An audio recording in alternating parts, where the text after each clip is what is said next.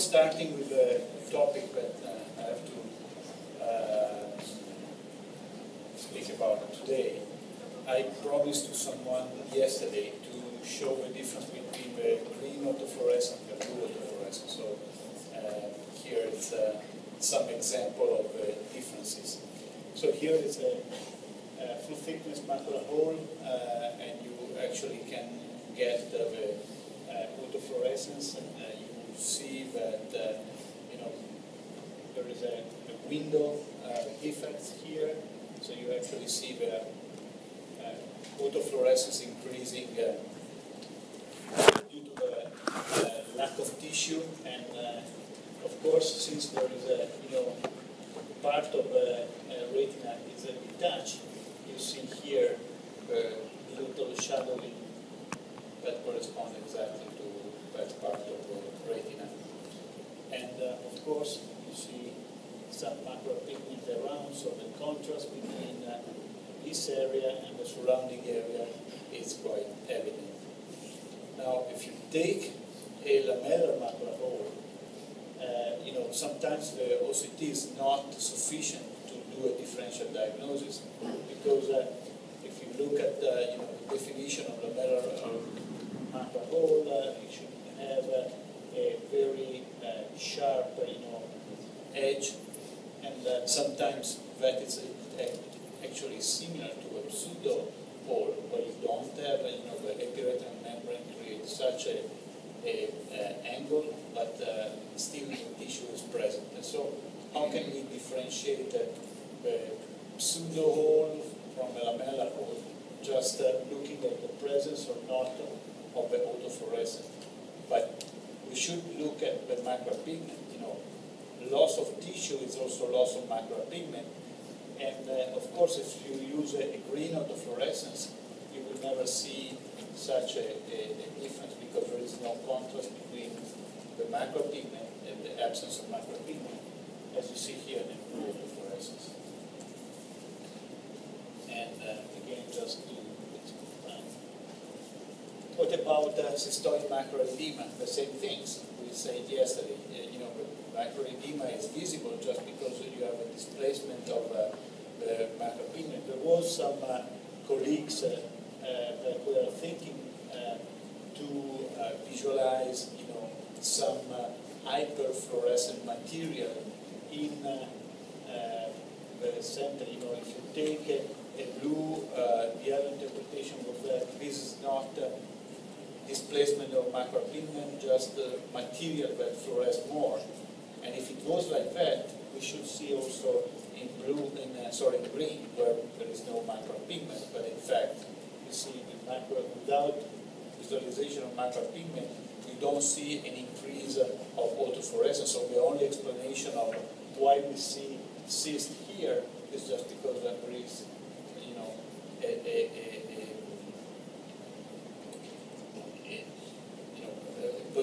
a change in the position of your macular pigment. Best dystrophy with the two different instruments. You see the green and blue. Blue has a little bit of macular pigment here, otherwise the fluorescence looks exactly the same. Please note one thing. This is done with a not confocal camera, and this with a confocal, so you can actually see much better, the location. It's more distinct, this one part compared with the others, and here is everything together, because you are not able to really better differentiate the layers, if I can say. Optic disc drusen, and you see that in blue or green looks quite very high autofluorescent. Stargardt, there is no difference between the two imaging modalities. And of course, since we have preservation of the foveal area, we actually have a very good visual acuity.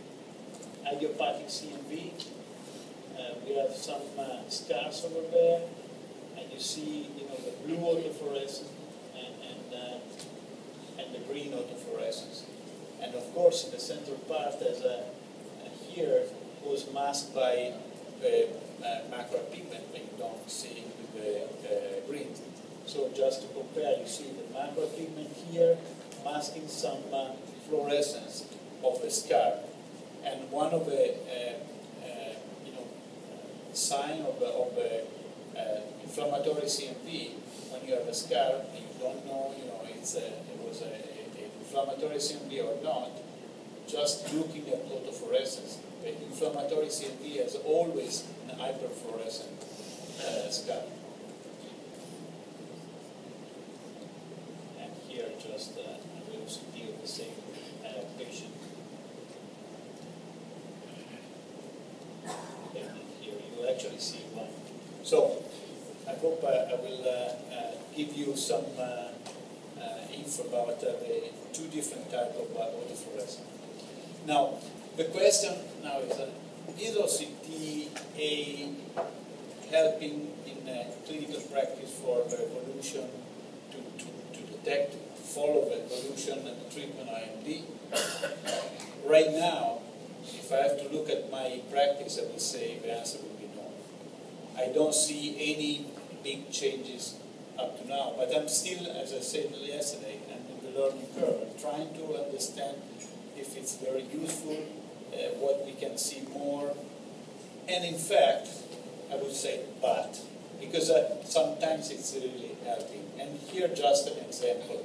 I just back from the presentation of Claudine, is actually, she was speaking about a pachychoroid. This is a pachychoroid patient with a central serous retinopathy.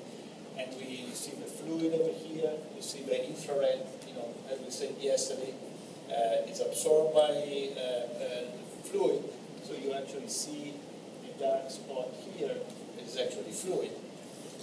Now, that you see here. Now, we look at the autofluorescent, and the autofluorescent show exactly the same things. It looks like an old lesion, but what is strange is that it's a female, 52 years old. We didn't expect in such a patient central serous retinopathy quite evident, and we follow the patient because based on this type of images, we couldn't see any choroidal vascularization. And if you look at the fluorescein, oh wow, it's a kind of small stack or initial small stack, fluorescein and a late phase of the early and late phase of fluorescein. Looks like a central serous retinopathy.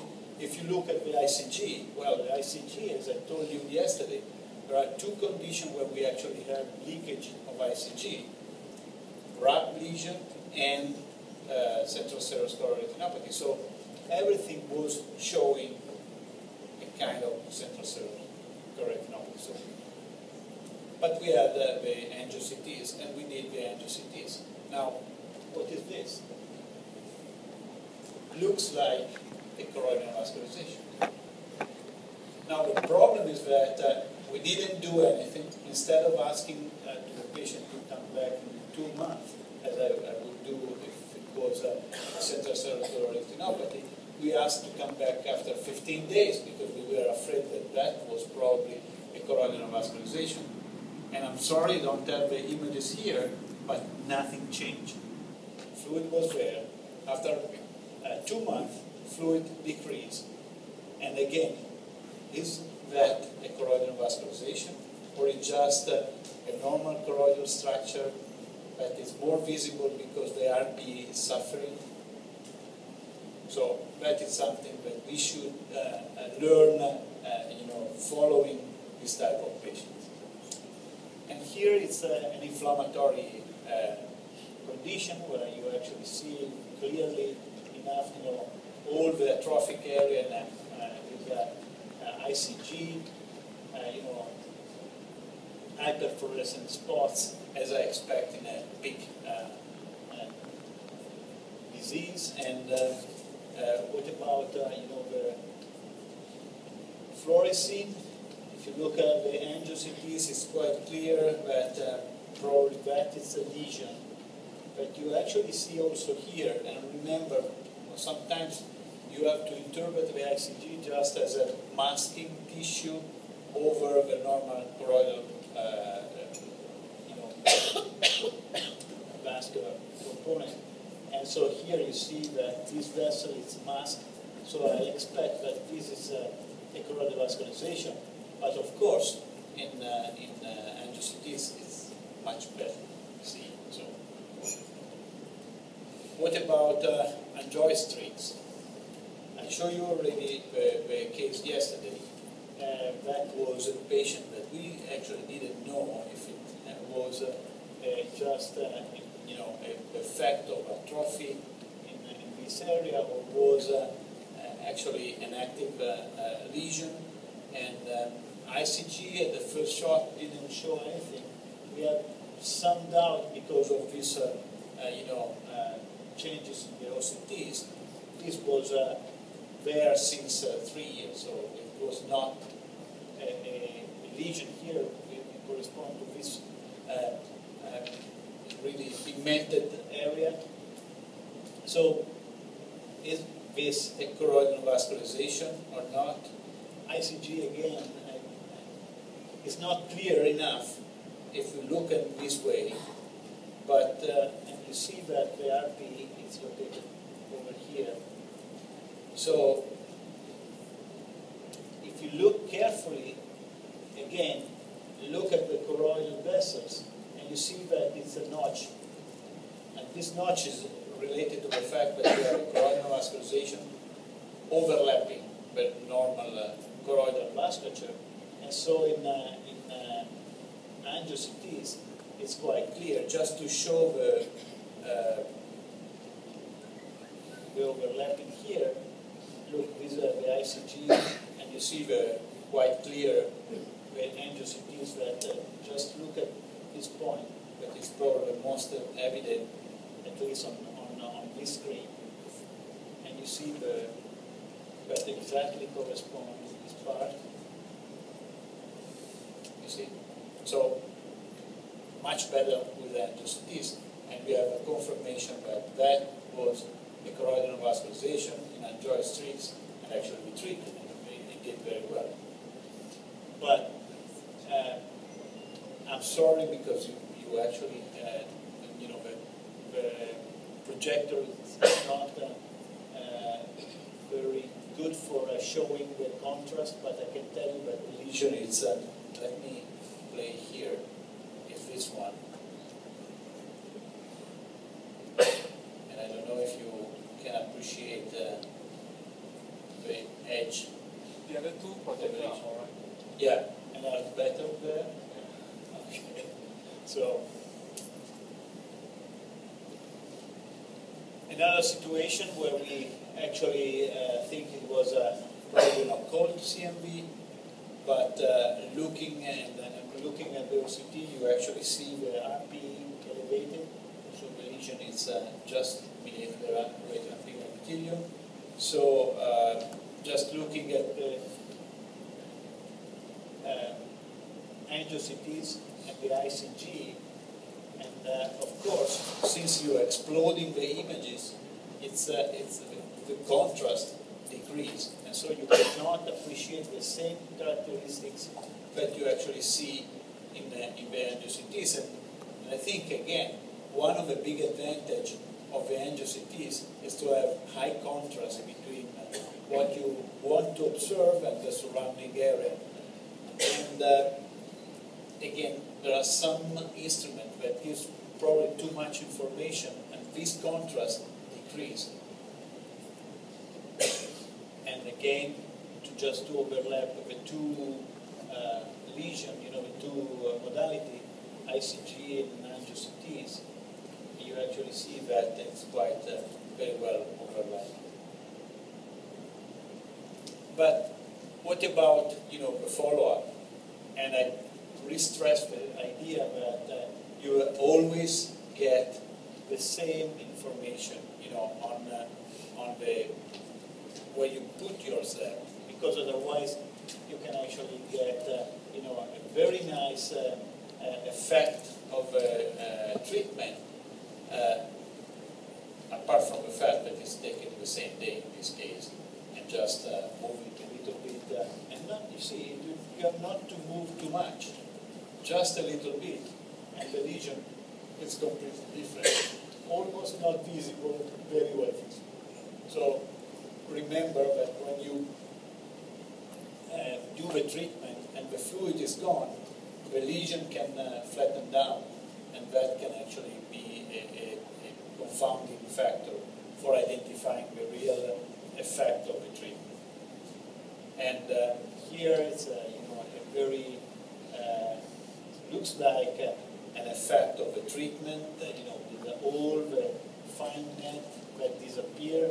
But again, this actually helps us to understand if it's not perfused, but we don't know if it's really disappear the lesion.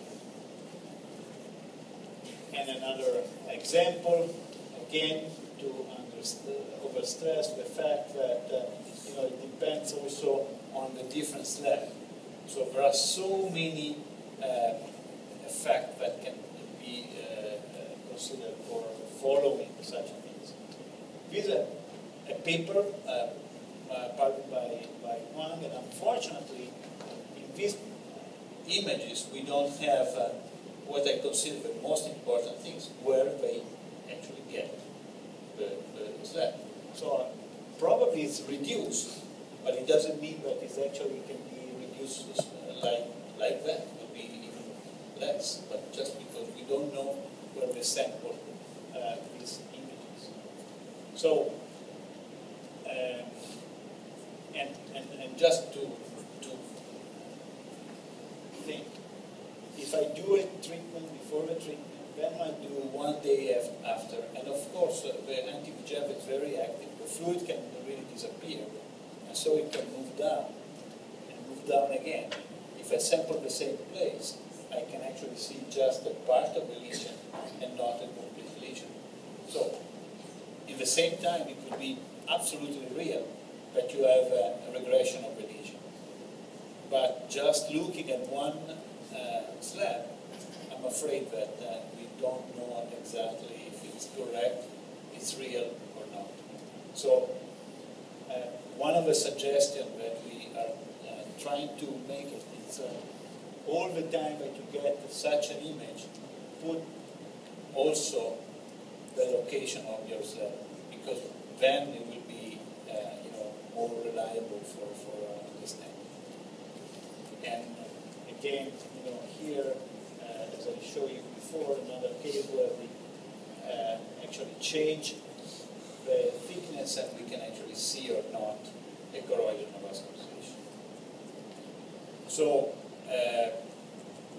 I'm sorry, I cannot say more about the follow-up or how you change, because really, up to now, I didn't see any big changes in my real life with the use of anti-OCTs. But I think it's a new tool, and I still remember when OCT was introduced. We said yes, it's adding something, but not so much. But now we are working probably only with OCTs, and the same things will be probably with that. As soon as we will standardize, how to follow, how to read these images, and of course the quality will even improve. So, just I want to thank you. It's a very nice view of last night here in Singapore, and as I started, yesterday saying that I feel like at home when I come back to Singapore. It's real. Thank you again.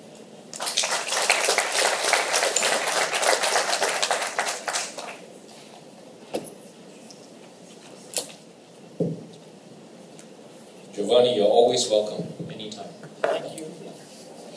Any questions for Giovanni?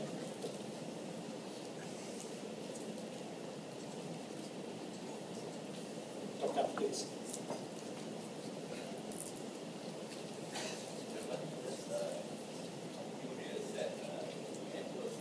Images of the CNV Sorry, the mic is on. Can you switch on? Giovani, very nice pictures of OCT images of CNV and BPM. When are those images clearer than the ICT images? Because ICT have the dynamic phase that highlight the vessels and then the later phase and the maximum vessel after the second figure. It's actually if you stack, if you superimpose the arterial phase, you get a OCT image. Well, first of all, I have to say that it is not fair, the comparison that we do this way, because of the resolution is not exactly the same. You know, when we acquire the angiocytes, it's 3 millimeter, and all the points of your data are, I would say, shrinking in a small area. The ICG, you take 30 degrees and you actually have, even if you take a smaller, the size of the pixel is the same, so the quality, of course, is reduced. And you know that there was a difference between the new HRA and Spectralis and the old HRA-C, where when you were moving from 10 to 15 degrees, the size of the pixel reduced, so you actually had a higher resolution moving from a bigger to a smaller. Here it's just a part of a big image, so the pixel size is the same. So it's not fair in that type of comparison. But of course, the other advantage is that you have less background in angiocytes, so the contrast is higher, and it's allowed you to see much better choroidal vascularization. I don't know if I answered to your question, but I think it's the overlapping of a lesion is possible, and of course when you go at such a small size, angiocytes will always win.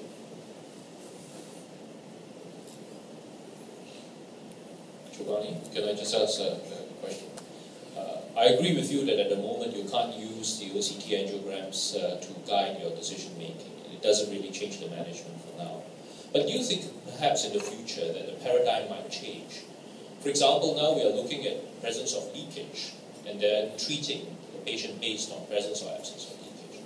But perhaps I foresee the time when we may be catching the disease at a slightly earlier phase. And if reliably we can say that there is flow to a choroidal neovascular complex, that alone may be enough for you to make a decision on treatment. Do you foresee that happening? Well, I don't know, because in some way we are actually approaching the same way when we do angiography, and we look at stable choroidal vascularization. Sometimes you have huge vessels. It's a very mature vessel. There is no leakage, and visual acuity 20/20, and there is no changes. So I don't know. It could be that we will be able to detect which is the more aggressive and active lesion in the early stages. Right now, with the ICG in particular, we are not able to differentiate. We actually see the more mature and less mature vessels, and that probably is the only condition where we decide to treat, even if there is no lot of food. But I don't know. I think we need to do a study, a follow-up of, and actually decide to treat one or the other and see what's Yeah, I agree. the advantage. So perhaps we don't have all the answers now. I foresee that if we can classify these new vessel complexes into something simple, immature, mature, and hypermature. Yeah. Perhaps at immature level, we'll continue to treat with anti-VEGF even without leakage. That means you treat even earlier than you would otherwise. At the mature level, I would perhaps add something like a parasite stripping agent to try and increase penetrance of an anti-VEGF. Something like that. Yeah, if you look at the one-year paper, I would say that, and you see that the patient is followed and is starting to regrow, that probably would be an advantage. If it's real, it could be probably good to treat before the fluid is appearing, but again, we don't have. And about the definition or the classification of different type, I think right now there is a big mess. If you read any paper, and there is a very nice phrase that Frank Holtz is using, that the scientists prefer to use a toothbrush of another person instead of using the nomenclature said by someone else. So it's really a mess. Everyone is calling a different way. Another thing is that if you introduce a new instrument, a new device, a new diagnostic tool, you always try to put new names. But there were other names that come from fluorescein, ICG, and why don't you use those names and try to find the correlation with the old nomenclature and something that you observe right now. So it's a mess right now, and I hope we can solve it soon. So maybe next year we will have a little bit more insight. Yeah. So we will invite you again next year. Okay. Any other questions or comments?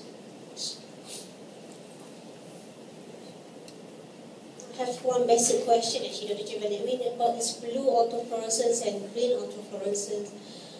When do you switch, and how do you interpret the difference in the appearance in both? So I know you usually use blue autofluorescence, am I right? And then we get the difference in the green. So what additional information tells you? Well, first of all, it depends on which kind of instrument you have. If you have a scanning laser by Heidelberg, the blue is the basic autofluorescence. If you use a fundus camera, as I said, due to a confocal aperture that allowed you to get rid of lens autofluorescence, then you can actually use the blue. Otherwise, you are obliged to use the green. Now, the big difference is that one is visualizing the macropigment, the other not. And so, if you want to use it in clinical practice, the presence of macropigment can be useful in many cases, but also when you want to explore the RPE under the macropigment, so under the fovea, and you use a blue, or it's missing, or you cannot the macropigment, or you cannot know what's happened at the RPE. So the green is much better. If you are lucky, you have both. For example, if I have an atrophic area under the fovea, and I use a macropigment, it's dark. But I don't know if the atrophy is really under the fovea or it's dark just because of macropigment. If I use green, I took out the confounding factor of the macropigment, and then I saw all the RPE, and I see the right extension of the atrophy. So there are advantages of one and advantages of the other. The best would be to have both. So, and then we didn't say about near-infrared autofluorescence, but gives information about the melanin. And so, in fact, with the near-infrared autofluorescence, you have, using just a filter for ICG, you actually have higher autofluorescence when you are young, because you have more melanin, but not when you are old. That is decreasing. So it's a different information. All the imaging modalities give you some information.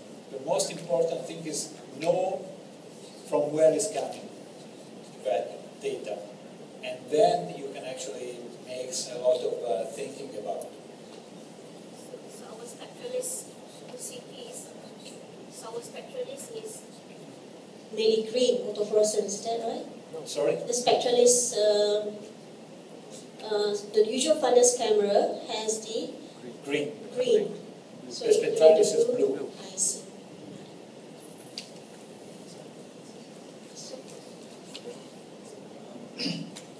Once more again, I would like to you confirm about can OCT A review early stage of RAP because of it's very important that to recognize early stage of CNV and subtype of CNV. It's easy of have a good plan for treatment. So can OCTA review or where are fitting or the range ratio in RAP? Okay, you probably saw from this morning from the presentation about polypoidal and RAP, and I think the good point was that, of course, in polypoidal you see much better with net, with angiocytes, and less the bulge. For RAP, it's remember it's a lesion that starts and grow in a vertical way. So it can be very thin, but it's going down. And then if you start to take an horizontal, it can be just a little points on your images. So it could be not easy to detect. And so using the other information, that the leakage in ICG, the phlegm hemorrhage, the OCT, intraretinal cyst, all those information probably help you more to identify up to now, because who knows, by the end of the year we will have a 3D reconstruction of any CMVs, then it would be fantastic, because we will probably see everything.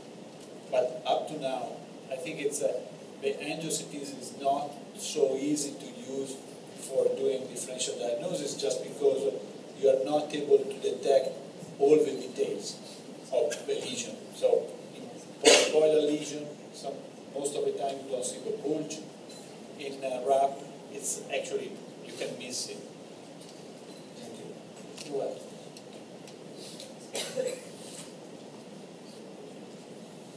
Any further questions? If not, please join me to thank Giovani for a wonderful lecture. Thank you very much.